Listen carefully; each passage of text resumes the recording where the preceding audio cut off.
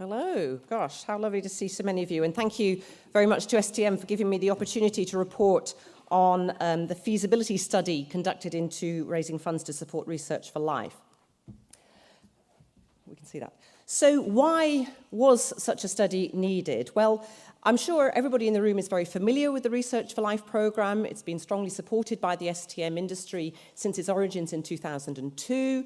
It's a programme that provides free or very low-cost access to approximately 80,000 peer-reviewed journals, books and other products to institutions in qualifying countries in the developing world. It's a partnership between a number of UN agencies, Cornell and Yale universities, and the STM Association. And as I say, it's been running since 2002.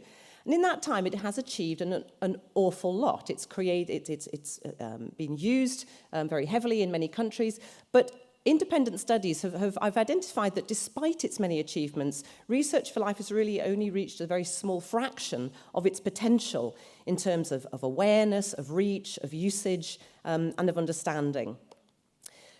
In 2015, the partners in Research for Life gathered together to carry out a strategic review, which was then published in 2016, and it identified that in order to achieve its full potential, to move closer towards that achievement, it really needed proper investment, sustained, ongoing investment in technology, outreach, training, and impact assessment, and concluded that Research for Life simply couldn't continue on the basis of volunteer effort, in-kind contributions, and occasional donations.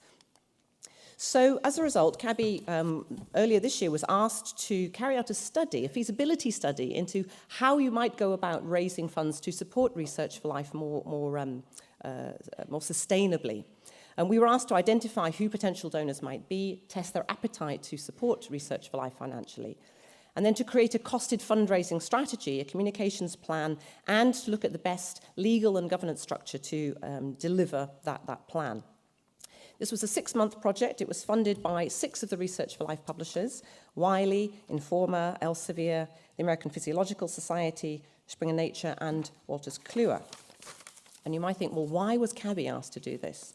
CABI is an STM publisher. We're a member of this community, but we're also a not-for-profit science-based development organization. And essentially, CABI generates some 60% of its turnover every year from international development agencies and donors, mostly through competitive tendering for donor-funded projects, but also through some proactive fundraising to support our key programs.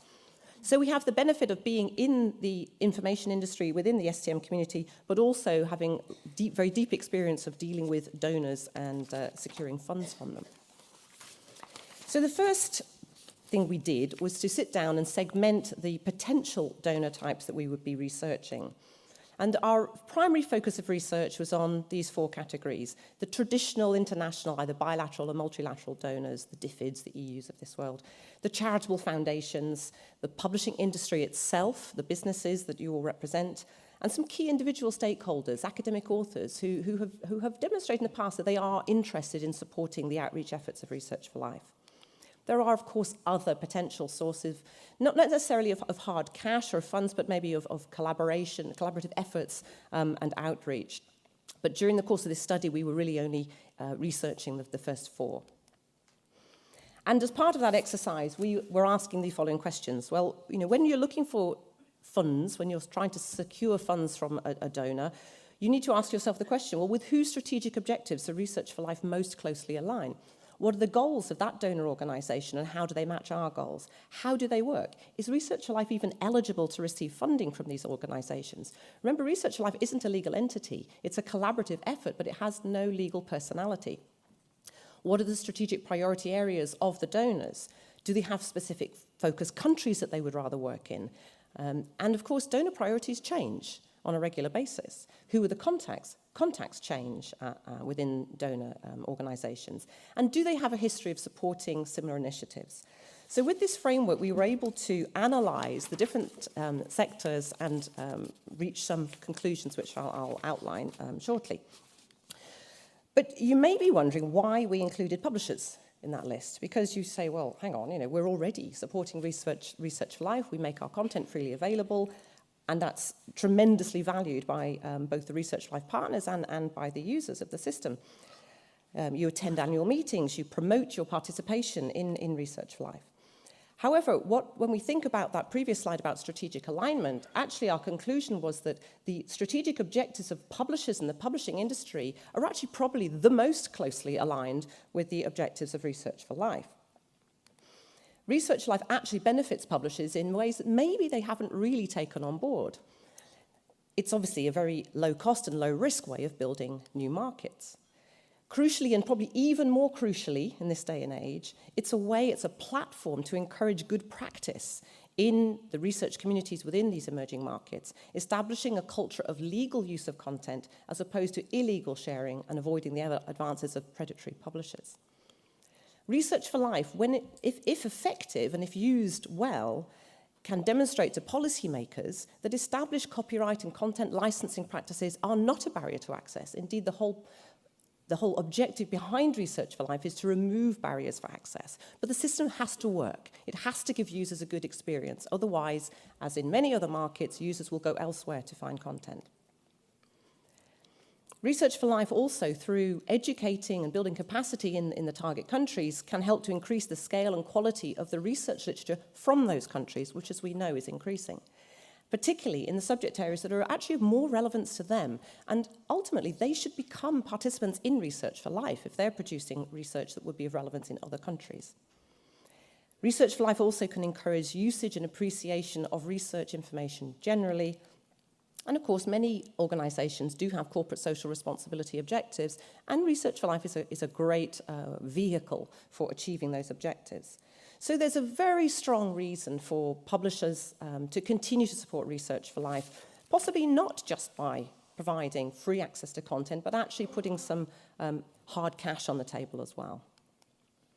Now, to cut a very long story short, and this is the report that we produced at the end of the 6-month study, and you can imagine there's a lot of very nuanced findings in this study.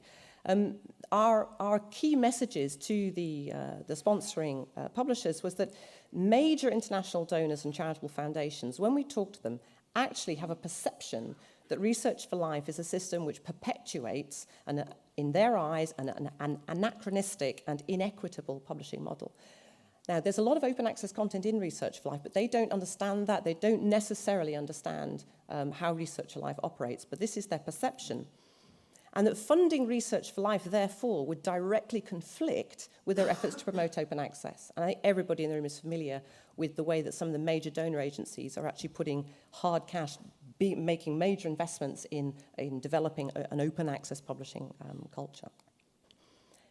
And a common response was, well, why should we be putting our money into Research for Life if the publishers aren't doing it themselves? So a sense of, who has most to gain here? Who has most to lose if the system collapsed through lack of investment? And there's a challenge there on the table to the publishing industry to say, well, hang on, maybe we should be taking a bit more responsibility for this service.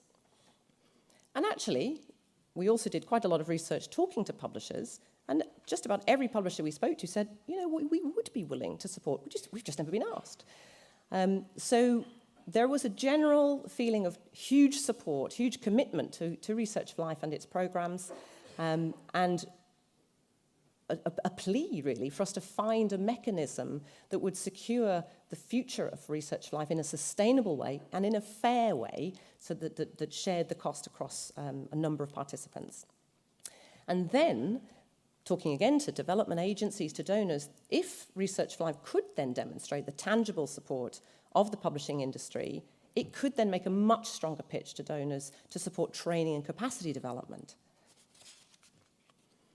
Another message that we heard very loud and clearly from publishers we interviewed was, for goodness sake, don't duplicate the efforts of others. There are organizations already carrying out capacity development, already doing outreach in developing countries. Don't try to reinvent that wheel. Don't send mixed messages. Collaborate. We've heard a message of collaboration this morning. So Research for Life should send out that message that it's open for collaboration and seek like-minded organizations.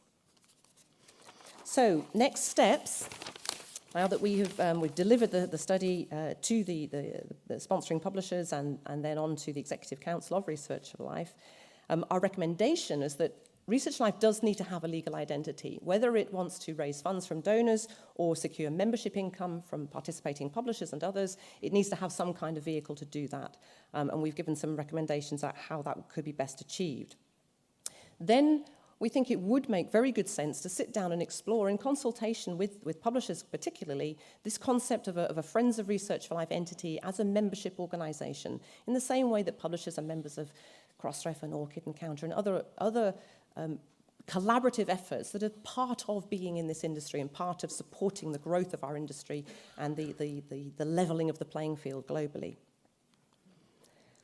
Very important that we undertake further consultation with the industry, and the STM Association, which has supported Research for Life since its inception, wants to consult more widely and discuss where the industry sees it going. How does the Research for Life strategy document that was published in 2016, how is that going to be achieved? How will it be implemented? And how are we going to collectively ensure the benefits both to us and most importantly to those who benefit from access? So if you're interested to know more about the study, happy to share that information, but also if you would like to attend a Publisher Summit meeting that STM is planning to organise in 2018, please let Richard Geddy know. Richard is the sort of the owner of Research for Life within the STM Secretariat team, and he'd be very happy to keep you up to date. And my final message is Research for Life is a tremendous initiative. It has gone a long way since it began in 2002, but that's 16, 17 years ago now. It needs to evolve and change in line with how research is changing around the world. And we as an industry really should start to take some responsibility for directing and supporting that change, because it's in our collective interests to remove barriers to knowledge and to level the playing field worldwide for all global researchers. Thank you for your attention.